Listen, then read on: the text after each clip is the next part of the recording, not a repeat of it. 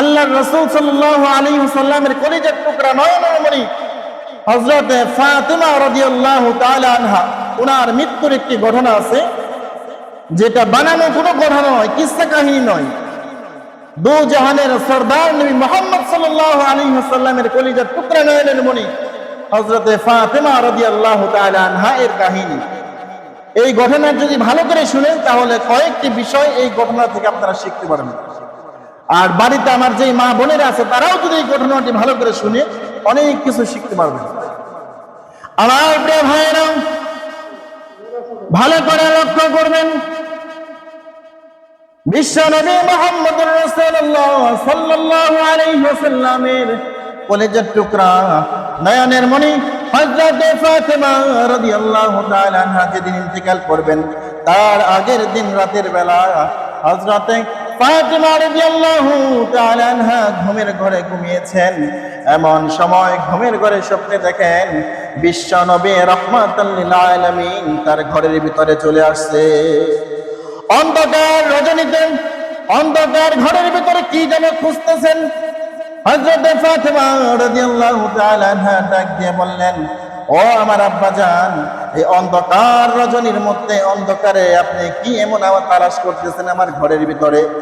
নবীজি সাল্লাল্লাহু আলাইহি ওয়াসাল্লাম ডাক দিয়ে বললেন, ও আমার কলিজার টুকরা মেয়ে, আমি তো তোমাকেই খুঁজি, কারণ তোমাকে আমি একটি সংবাদ দেওয়ার জন্য এই অন্ধকার রজনীর মধ্যে তোমার ঘরে চলে আসছি। ফাতিমা ডাক দিয়ে বলেন, ও আমার আব্বাজান, কি এমন সংবাদ যে সংবাদটি দেওয়ার জন্য আপনি অন্ধকার রজনীর মধ্যে চলে আসছেন? নবীজি সাল্লাল্লাহু আলাইহি ওয়াসাল্লাম ডাক দিয়ে বলেন, আয় ফাতিমা, শুনে রাখো, আগামীকাল থেকে তো রোজা, তুমি রোজা রাখবা। আর আগামীকাল যখন রোজা রাখবা, ওই দিন সেহরি করবা তোমার স্বামী হযরত আলী রাদিয়াল্লাহু তাআলা আনহুর দস্তরখানায়। আর ওই দিন তুমি ইফতার করবা স্বয়ং তোমার আব্বা জান বিশ্ব নবীর সাথে জান্নাতের দস্তরখানায়। বলেন সুবহানাল্লাহ। ফাতিমা রাদিয়াল্লাহু তাআলা আনহা আশ্চর্য হয়ে গেলেন, কি এমন স্বপ্ন দেখলাম?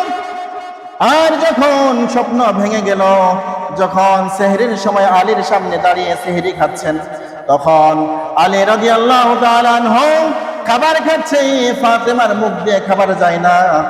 আর আলীকেও বলতে পারে না স্বপ্নের কথা, কারণ আলীকে যদি বলে তাহলে আলীর সেহরি খাওয়া হবে না। সেহরি খাওয়া শেষ হয়ে গিয়েছে। আলী রাদিয়াল্লাহু তাআলা আনহু মসজিদে চলে গেছেন নামাজের জন্য। ফাতিমা রাদিয়াল্লাহু তাআলা আনহা জায়নামাজ বিছিয়েছেন, নামাজ আদায় করবেন ফজরের নামাজ আদায় করে শেষ হয়ে গিয়েছে। এমন তো অবস্থায় ফাতিমা রাদিয়াল্লাহু তাআলা আনহা ফজরের নামাজ শেষ করে জায়নামাজ ওইভাবেই রেখে রান্নাঘরে চলে গেলেন। রান্নাঘরে যাওয়ার পর বড় একটি গাবলার মধ্যে হযরত হাসান হুসাইন রাদিয়াল্লাহু তাআলা আনহুমা এদের যত যাবতীয় কাপড় চোপড় আছে সবগুলো ওই গাবলার মধ্যে ভিজাইলেন ধোয়ার জন্য। আর অন্য একটি পাত্রের মধ্যে পানি গরম করলেন, আবার আরেকটি পাত্রের মধ্যে আটা গুললেন, রুটি বানাবেন। আর এমন তো অবস্থায় হযরত আলী রাদিয়াল্লাহু তাআলা আনহু মসজিদ থেকে যাও ঘরের ভিতরে চলে আসছেন। আসার পর দেখে কি ব্যাপার, নামাজের মুসল্লা খালি, হযরত ফাতিমা কোথায় গেল? কারণ ফাতিমা তো এমন নয়। ফাতিমা আমি বিবাহ করেছি, বিবাহ করার পর থেকে আজ পর্যন্ত কোনোদিন দেখি নাই যে ফাতিমা ফজরের নামাজ আদায় করে ইশরাকের নামাজ না পড়ে নামাজের মুসল্লা থেকে উঠেছে। আজ কি এমন হলো যে ইশরাকের নামাজ না পড়ে ফাতিমা গায়েব হয়ে গেল? কোথায় গেল ফাতিমা? ফাতিমা রাদিয়াল্লাহু তাআলা আনহাকে খোঁজার জন্য যখন ঘর থেকে বের হয়ে রান্নাঘরে চলে গেলেন, যাওয়ার সঙ্গে সঙ্গে আলী রাদিয়াল্লাহু তাআলা আনহু দেখলেন ফাতিমা একটি গাবলার মধ্যে সন্তানদের জামা কাপড় ধোয়ার জন্য জামা কাপড় ভিজিয়েছে, আর একটি বালতির মধ্যে আটা গুলছে রুটি বানানোর জন্য, অপর একটি গাবলার মধ্যে পানি গরম দিয়েছে। আলী রাদিয়াল্লাহু তাআলা আনহু বললেন, ও ফাতিমা, তোমার কি হয়েছে? কি এমন হয়েছে তোমার তো শরীর খারাপ, এতগুলো জামা কাপড়, এতগুলো কাজ তুমি একা কিভাবে করবে? কি হয়েছে তোমার? তখন ফাতেমা রাদিয়াল্লাহু তাআলা আনহা নিজেকে আর ধরে রাখতে পারলেন না।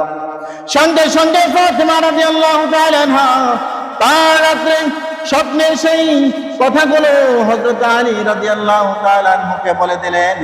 বললেন, ও আমার প্রাণের স্বামী, স্বপ্নের মধ্যে আমি দেখলাম আমার আব্বাজান অন্ধকার রজনীতে এসে আমাকে বলছে, ও ফাতেমা, আগামীকাল থেকে রোজা, আর রোজার দিন তুমি সেহরি খাবা তোমার স্বামী আলীর দস্তরখানায়, আর ওই দিন ইফতার করবা আমি নবীর সাথে জান্নাতের দস্তরখানায়।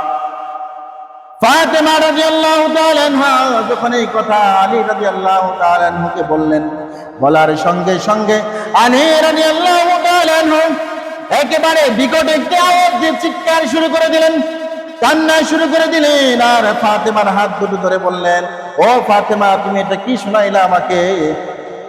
বিশ্ব নবী রাহমাতুল লিল আলামিনের চরিত্র কখনো শয়তান ধারণ করতে পারে না। যেহেতু স্বপ্নের মধ্যে বিশ্ব নবী তোমাকে এই সুসংবাদ দিয়েছে, এই সংবাদ দিয়েছে, তার মানে এটা সত্যি যে আজকের মধ্যেই তোমার ইন্তিকাল হয়ে যাবে। আমার প্রিয় ভাইরা, আলী রাদিয়াল্লাহু তাআলা আনহু ফাতেমার হাত ধরে কান্না করছেন।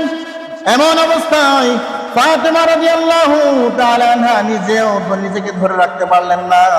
যখন স্বামী স্ত্রীর হাত ধরে কান্না করে, আর এমন তো অবস্থায় স্ত্রী নিজেকে ধরে রাখতে পারবে না, প্রকৃত স্ত্রী কখনো নিজেকে ধরে রাখতে পারবে না। সঙ্গে সঙ্গে ফাতেমা রাদিয়াল্লাহু তাআলা আনহা নিজেও কান্না শুরু করে দিলেন। স্বামী স্ত্রীর হাত ধরে কান্না করে, স্ত্রী স্বামীর হাত ধরে কান্না করে। এমন তো অবস্থায় বাইরে হাসান হোসাইন রাদিয়াল্লাহু তাআলা আনহুমা দুজনে খেলাধুলারত অবস্থায় ছিলেন।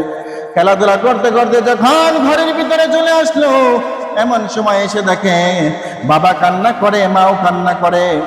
একবার বাবার দিকে তাকায়, দেখে বাবা কান্না করেন, আবার মায়ের দিকে তাকায়, দেখে মা কান্না করে। এমন অবস্থায় হাসান হোসাইন বাবাকে জিজ্ঞাসা করে, ও বাবা, তোমার কি হয়েছে, কেন কান্না করো? আবার মার কাছে চলে আসে, বলে, মা, কি হয়েছে তোমার, কেন তোমরা কান্না করো? এই সময় ফাতেমা রাদিয়াল্লাহু তাআলা আনহা সন্তানদেরকে বললেন, ও আমার কলিজার টুকরা সন্তানেরা, আমাদেরকে ডিস্টার্ব করো না, যাও তোমরা তোমাদের নানা দানার কাছে চলে যাও। কারণ হাসান হোসাইন রাদিয়াল্লাহু তাআলা আনহুমা তারা নানা দানের জন্য এত পাগল ছিলেন, তার কথা শুনলে তারা কখনো ঠিক থাকতে পারতেন না। যখন ফাতেমা রাদিয়াল্লাহু তাআলা আনহা বললেন, যাও, আমাদেরকে তোমরা এখন ডিস্টার্ব করো না, তোমরা তোমাদের নানা দানের কাছে চলে যাও, এই কথা বলার সঙ্গে সঙ্গে হাসান হোসাইন এমন একটি দৌড় দিলেন, এক দৌড়ে চলে গেলেন নবীজি সাল্লাল্লাহু আলাইহি ওয়াসাল্লামের রওজা আতহারের উপরে। রওজার উপরে গিয়ে বসে পড়লেন। আর নবীজি সাল্লাল্লাহু আলাইহি ওয়াসাল্লামের কবরের উপরে হাসান হোসাইন বসা এটা অস্বাভাবিকের কিছু নয়। কারণ জীবিত থাকা অবস্থায় নবীজি সাল্লাল্লাহু আলাইহি ওয়াসাল্লাম যখন নামাজে ছিলেন, নামাজ পড়তে এমন তো অবস্থায়ও এক কাঁধে হাসান আর এক কাঁধে হুসাইন এইভাবে বসে থাকতেন। তাহলে নানা নাতিদের সঙ্গে কি রকম সম্পর্ক ছিল, ভালোবাসা ছিল। আমার প্রিয় ভাইরা, হাসান হুসাইন যখন নানাজির কবরের পাশে কবরের উপরে উঠে বসে গেলেন, এমন অবস্থায় নানাজি কবরের ভিতর থেকে, রওজার ভিতর থেকে কথা বলে, নাতিরা শুনে। আর নাতিরা দুইজন কবরের উপর থেকে কথা বলে, নানা শুনেন, কিন্তু লক্ষ লক্ষ মানুষ আশেপাশে হজ করতেছেন, জিয়ারত করে, তাদের কথা কেউ শুনে না, শুধু শুনে নানা নাতি আর নানা নাতি। নানাই জিজ্ঞাসা করে, হে আমার নাতিরা, হে হাসান হোসাইন, এই সময় তোমরা আমার এখানে কি করো? হাসান হোসাইন ডাক দিয়ে বলে, ও আমার নানাজি, আম্মা জান আমাদেরকে আপনার কাছে পাঠিয়েছে। তখন বিশ্ব নবী রাহমাতুল লিল আলামিন ডাক দিয়ে বলে, ও আমার নাতিরা, তোমরা এখন আর আমার কাছে তাইকো না, তোমরা দৌড়ে চলে যাও ঘরের ভিতরে তোমার মার কাছে। কারণ তোমার মার কাছে যাও, আর যাওয়ার পর তোমার মার মুখের দিকে, চেহারার দিকে তাকিয়ে থাকো। এখন যতটুকু সময় দেখতে পারবা, এরপরে আজকের দিনের পরে তোমরা তোমার মাকে আর কোনোদিন দেখতে পারবা না। এই কথা যখন হাসান হোসাইনকে বিশ্ব নবী রওজা মুবারকের ভিতর থেকে বললেন, হাসান হোসাইন দৌড়িয়ে একদরে ঘরের ভিতরে চলে গেলেন। যাওয়ার পর তার আম্মাকে, মাকে ধরিয়ে ধরলেন, ঝরিয়ে ধরার পর হাসান হুসাইন ডাক দিয়ে বললেন, ও আমার কলিজার টুকরা মা, তুমি আমাদের কাছ থেকে কি লুকাইলা? আমাদেরকে নানাদান বলে দিছে যে আজকের পর থেকে তোমাকে আর দেখতে পারবো না। তার মানে আজকের মধ্যে তুমি দুনিয়ার জমিন থেকে বিদায় হয়ে চলে যাবে। এই কথা যখন বললেন, তখন এই কথা শোনার সঙ্গে সঙ্গে হযরতে ফাতেমা রাদিয়াল্লাহু তাআলা আনহা আরো অসুস্থ হয়ে গেলেন এবং দাঁড়ানো অবস্থা থেকে জমিনের মধ্যে পড়ে গেলেন। যখন হযরতে ফাতেমা রাদিয়াল্লাহু তাআলা আনহাকে ধরে বিছানার মধ্যে শোয়ানো হলো, এমন তো অবস্থায় হযরতে ফাতেমা ডাক দিয়ে বললেন, ও আমার হাসান, যাও তুমি তোমার আব্বাজানকে একটু আমার কাছে ডেকে নিয়ে আসো। হাসান রাদিয়াল্লাহু তাআলা আনহু যখন আলী রাদিয়াল্লাহু তাআলা আনহুকে ডাক দিয়ে মার কাছে নিয়ে গেলেন, মার কাছে নেওয়ার সঙ্গে সঙ্গে হযরতে ফাতেমা রাদিয়াল্লাহু তাআলা আনহা নিজের স্বামীর হযরত আলী রাদিয়াল্লাহু তাআলা আনহুর হাত এইভাবে ধরে ফেললেন আর কান্না করে দিলেন আর বললেন, ও আমার কলিজার টুকরা স্বামী, আপনার কাছে আমার একটি আবেদন, একটি আরজি, আর সেটা হলো আপনি এখন আমাকে বলেন আপনি আমাকে মাফ করে দিয়েছেন। কারণ দুনিয়ার জমিনে আমি আপনাকে কথায়, কোনো কাজে, কোনো আচরণে যদি কষ্ট দিয়ে থাকি, তাহলে এই মুহূর্তে আপনি আমাকে বলেন আপনি আমাকে ক্ষমা করে দিয়েছেন। আর যদি আপনি আমাকে এখন এই মুহূর্তে ক্ষমা করে না দেন, তাহলে কিয়ামতের ময়দানে যখন আল্লাহর আদালতে যদি আপনি আমার ব্যাপারে মামলা দায়ের করেন, তাহলে লক্ষ লক্ষ কোটি কোটি মানুষের সামনে আমার বাবা দু জাহানের সরদার বিশ্ব নবী বেইজ্জতি হবে। ও আমার কলিজার টুকরা স্বামী, ওই দিনে আমি চাই না আমার বাবা আমার কোনো কারণে বেইজ্জতি হয়, লজ্জিত হয়। ও আমার কলিজার টুকরা স্বামী, আপনি বলেন এই মুহূর্তে আপনি আমাকে ক্ষমা করে দিয়েছেন। আমার প্রিয় মুসলমান ভাইরা, হযরত আলী রাদিয়াল্লাহু তাআলা আনহু এইভাবে খপ করে হযরত ফাতেমা রাদিয়াল্লাহু তাআলা আনহার হাত দুটি ধরে বললেন, ও ফাতেমা, কি বলো তুমি? তুমি আমাকে কষ্ট কেন দিবা? আমি তো তোমাকে কষ্ট দিয়েছি। দু জাহানের সরদার বিশ্ব নবী মুহাম্মদুর রাসূলুল্লাহর কলিজার টুকরা মেয়ে তুমি, আর তোমাকে দয়া করে মায়া করে নবী মুহাম্মদুর রাসূলুল্লাহ আমার কাছে দিয়েছেন। আমি কোনোদিন তোমাকে পেট ভরে এক বেলা খাওয়াতে পারি নাই, তোমাকে ভালো কোনো কাপড় পরাতে পারি নাই, এত কষ্ট দিয়েছি। ও আমার কলিজার টুকরা স্ত্রী, ও ফাতেমা, কিয়ামতের ময়দানে তুমি তোমার বাবার কাছে আমার ব্যাপারে নালিশ করো না। কারণ তুমি যদি কিয়ামতের ময়দানে আমার ব্যাপারে তোমার বাবার কাছে নালিশ করো, তাহলে আমি আলীর কোনো জবাব দেওয়ার মতো কোনো কথা থাকবে না, আর সেই দিন আমার জন্য জাহান্নাম ছাড়া আর কিছু থাকবে না। এই কথা বলেন স্বামী স্ত্রীর হাত ধরে কান্না করে, আর স্ত্রী স্বামীর হাত ধরে কান্না করে। কারণ কিতাবের মধ্যে আসছে, পৃথিবীর জমিনে স্বামী স্ত্রীদের মধ্যে সবচেয়ে শ্রেষ্ঠ জুটিদের মধ্যে জুটি ছিলেন হযরতে ফাতেমা রাদিয়াল্লাহু তাআলা আনহু এবং হযরতে আলী রাদিয়াল্লাহু তাআলা আনহু। এই দুইজনের জুটি ছিল শ্রেষ্ঠ জুটি। আর বর্তমান জামানায় দেখবেন স্বামী স্ত্রীর মহব্বত কেমন। স্বামী যদি স্ত্রীকে একটা রাগান্বিত হয়ে যদি একটা গালি দেয়, তাহলে স্ত্রী উল্টা স্বামীকে আরো 10টা গালি দেয়, তাই না? দেয়। আর তখন আবার রাগ হয়ে স্বামী স্ত্রীর 14 গোষ্ঠীর শুদ্ধ গালাগালি শুরু করে দেয়। কেমন মহব্বত! আর এমন মহব্বত স্বামী স্ত্রীর বর্তমানে, স্ত্রী স্বামীকে বলে যে এই শয়তানটাই মরে না কেন, এই শয়তানটা মরলে তো আমি বাইসা যাই, বলে না? এমন বলে না? বলে। স্বামীও বলে যে তুই মরস না কেন, তুই মরলেই তো আমি বাইসা যাই। এমন স্বামী স্ত্রী আছে না? এখন আছে না? আছে।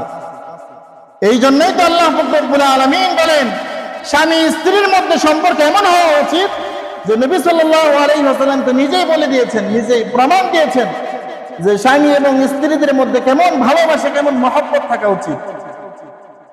যে মহব্বত কিভাবে থাকবে বলেন? এখনকার সমাজে, এখনকার জামানায় স্বামী এবং স্ত্রীর মহব্বত এই কারণেই নাই যে বাড়িতে এক একজনের আলাদা আলাদা প্লেট, আলাদা আলাদা গ্লাস, আলাদা আলাদা খাবারের পাত্র।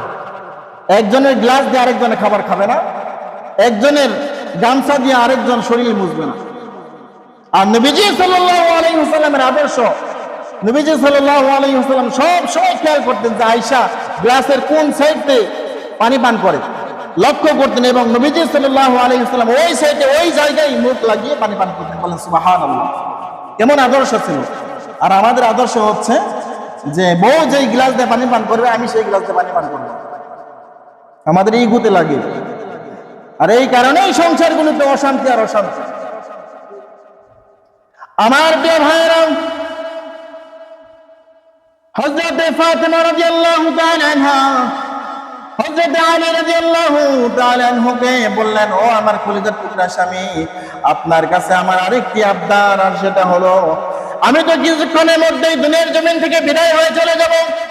আমার আরেকটি আবদার হলো আমি যখন এখন ইন্তেকাল করব, ইন্তেকাল করার পর সকাল পর্যন্ত অপেক্ষা করবেন না, এই অন্ধকার রজনীর মধ্যেই আমাকে আপনারা দাফন করে ফেলবেন। আলী রাদিয়াল্লাহু তাআলা আনহু ডাক দিয়ে বললেন, এটা কোনো সম্ভব নাকি? কারণ তুমি দু জাহানের সরদার নবী মুহাম্মদুর রাসূলুল্লাহর কন্যা, তোমার কথা যখন শুনবে, তুমি যখন দুনিয়ার জমিন থেকে বিদায় হয়ে চলে যাবে, আর এই ঘটনা, এই সংবাদ যখন ছড়িয়ে যাবে, তখন দলে দলে মানুষ আসবে তোমাকে দেখার জন্য, তোমার জানাজায় অংশগ্রহণ করার জন্য।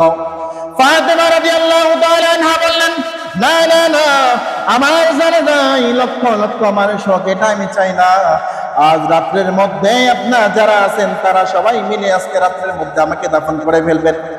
কারণ বিয়ের বেলায় যদি আমাকে আপনারা দাফন করেন, আমার লাশটা যেহেতু কাফনের কাপড় দিয়ে মোড়ানো থাকবে, আমার চেহারাটা যদিও দেখতে পারবে না, কিন্তু যখন আমাকে কাঠের মধ্যে শোয়ানো হবে, এমন সময় মানুষ বলা বলি করবে, মানুষ লক্ষ্য করবে যে নবী মুহাম্মদুর রাসূলুল্লাহ সাল্লাল্লাহু আলাইহি ওয়াসাল্লামের কন্যা ফাতেমা এতটুকু লম্বা ছিল, তার শরীরের গঠন এমন ছিল, এই চিন্তা করবে, এটা তারা লক্ষ্য করবে। আমি চাই না কিয়ামতের ময়দানে আল্লাহ পাক রব্বুল আলামিনের আদালতে এইটা নিয়েও আমাকে জবাব দিতে হয়।